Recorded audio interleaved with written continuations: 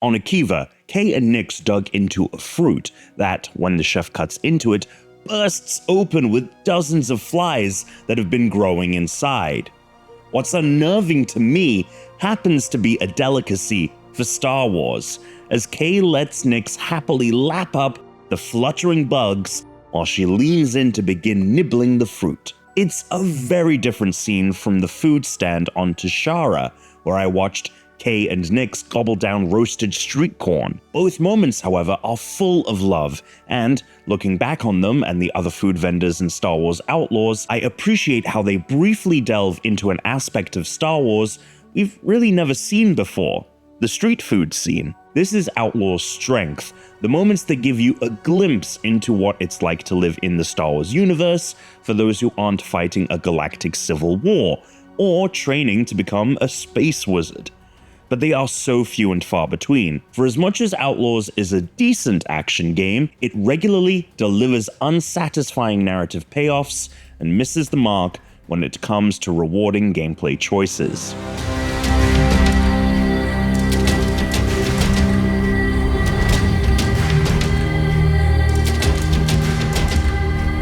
In Outlaws, you play as Kay Vess, an up-and-coming mercenary who finds herself becoming an outlaw after a job goes poorly and a high-stakes bounty, called a death mark, is placed on her. To escape the bounty, Kay finds herself thrust into the position of putting together a crew to break into the near-impenetrable vault of the man who wants her dead. Her attempts to put together the perfect team take her across the outer rim of the galaxy, always accompanied by the latest in Star Wars' long procession of weird little guys, the adorably axolotl-like Nyx. In her adventures, Kay regularly comes into contact or conflict with 4 criminal organizations: the Pike Syndicate, Crimson Dawn, the Hutt Cartel, and the Ashiga Clan, as well as the Rebel Alliance and Galactic Empire. Even ignoring the obvious shortcoming, Kay is yet another human protagonist in a sea of Star Wars games, movies, and TV shows that also feature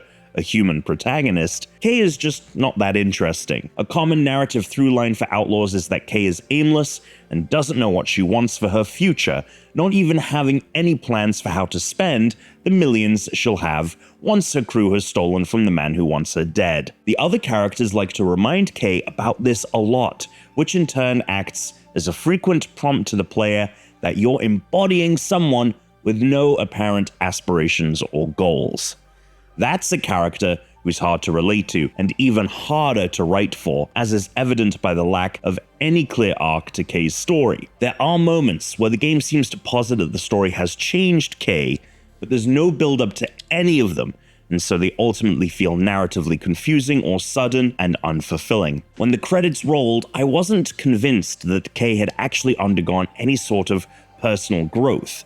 The Kay at the end of the game largely talks and acts like the one at the beginning, save for an appreciation of her new teammates, and I'm still unclear as to why she likes them. And if the main character hasn't grown at all, then what were the past 30 hours of story for? The best part about Outlaw's story, and the game in general, is the sound design. Everyone who had a part in the creation of the musical score or the design of the sound effects used for the blasters, speeders, ships, or environmental murmurs deserves all the accolades. Get ready, Nyx. Outlaws sounds quintessentially Star Wars, beating out the gold standard of Respawn's Jedi games. The orchestral surge as Kay takes off into space and activates her ship's hyperdrive for the first time is sublime. Perfectly jumping off a ramp in a speeder to circumnavigate an Imperial roadblock rewarded me with an intense burst of speed that I swear I could feel in my bones. For as many issues as I have with the game, there are twice as many moments where the music and sound effects briefly transported me into the world of Star Wars, and I haven't been that immersed in the franchise in decades. The music and sound design is superb.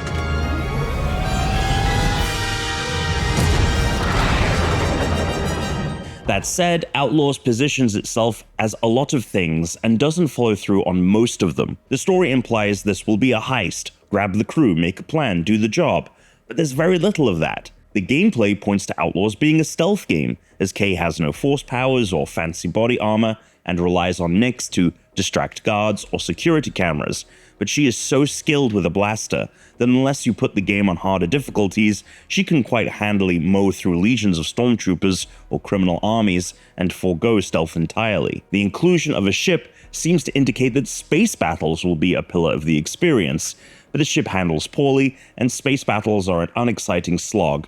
Barring a couple of mandatory moments, the game allows you to avoid space altogether, and that's for the better. And a relationship tracker that provides updates on Kay's fluctuating status with the 4 criminal syndicates indicates that who you have alliances with and animosity against impacts how Kay is perceived, but barring one unrewarding moment right at the end of the story, it doesn't. Combat, at least, is more exciting, and when combat breaks out, Kay is a capable gunslinger.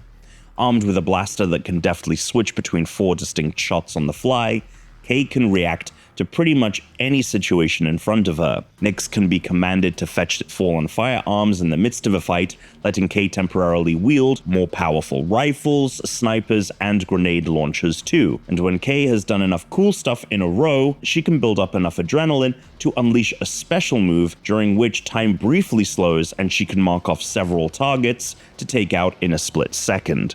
Kay handles just fine, no less agile than the frontrunners in other action-adventure games like Tomb Raider's Lara Croft or Horizon Zero Dawn's Aloy, but Kay can handle most threats by staying in place and keeping behind cover. Unless you put Outlaws on a harder difficulty, firefights are only a passing challenge.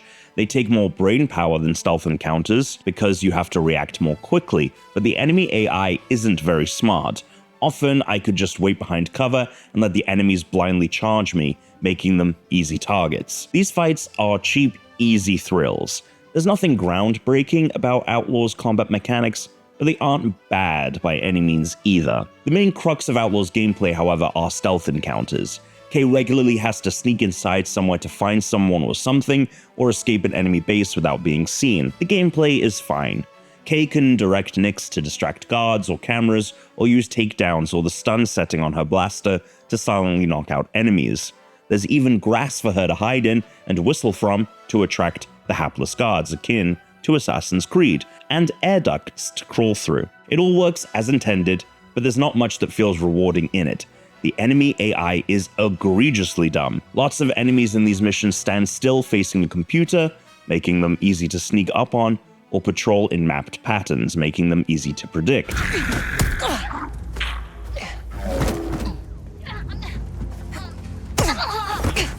Outlaws does not have a traditional skill tree where Kay unlocks new abilities by earning points. Instead, Kay can hear rumors about experts hidden in the world and then, using those clues, track these people down to wherever they're hiding on one of the various planets.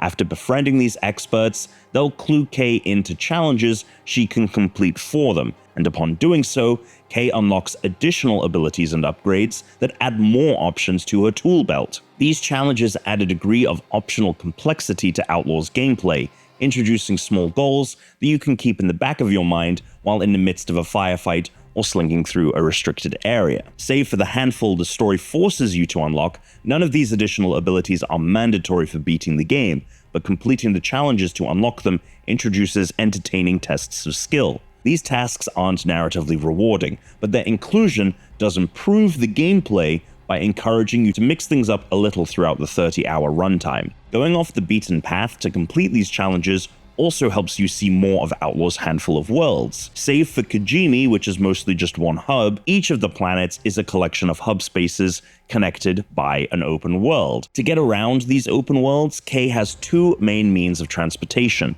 a speeder and her ship, the Trailblazer. I'm a much bigger fan of the former. Though initially unwieldy and difficult to control, Kay's speeder can be upgraded with all manner of parts that make it more nimble and increase its maneuverability, helping Kay speed through Outlaws' handful of open worlds at entertainingly breakneck speeds. It's designed to make the trek between point A and point B faster and more thrilling, and in both goals, it succeeds. I'm colder on the Trailblazer.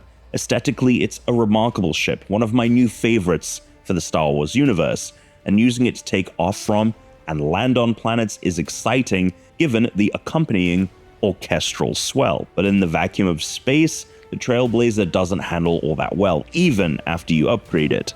Dogfights are either frustrating encounters against more nimble starfighters, or boring slogs against equally slow cargo ships. Thankfully, like I said before, you can skip most of space.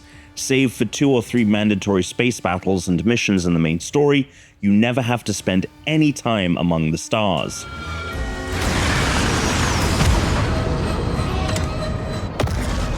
There are so many little moments in Outlaws that I love.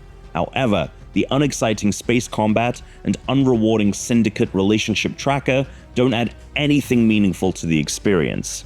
And neither does Kay, who feels like a protagonist without a meaty narrative arc. The game has some successes when it comes to gunslinging or sneaking, both of which are aided by a superb soundtrack and incredible sound design.